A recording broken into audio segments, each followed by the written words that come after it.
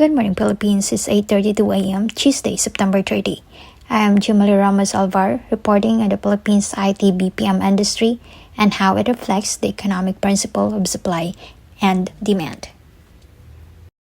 Since 2022, the country's IT BPM sector has created 370,000 new direct jobs and brought in $8.5 billion in additional revenue. By the close of 2024, the industry recorded 1.82 million employees, $38 billion in revenues. This year, the figures are expected to rise further, reaching 1.9 million workers and $40 billion in earnings. These numbers clearly show that demand for outsourcing services in the Philippines is on the rise as more global companies continue to rely on our workforce. On the supply side, the Philippines has been able to provide a growing pool of workers to meet this demand. But there's a catch. With the rapid rise of artificial intelligence, demand is shifting away from basic repetitive services and toward more advanced roles like AI integration, data analytics, and cybersecurity. This means that while supply is high in terms of numbers, there may be a shortage of workers with the right skills. In microeconomic terms, this affects the equilibrium of the industry. If demand for high-skilled workers grows faster than supply, wages are likely to increase as companies compete for talent. On the other hand, if training and upskilling programs succeed, the supply curve will shift outward, allowing the industry to meet global demand and continue expanding smoothly. In summary, the IT BPM industry is a living example of supply and demand.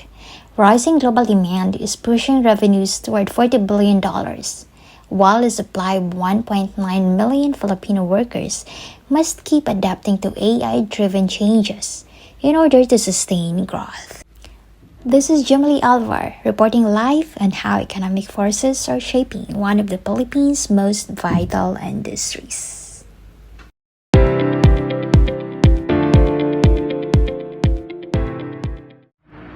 Good day, this is Suzette Trinsin M. Garay reporting on how elasticity in microeconomics can be seen in the Philippines IT BPM industry.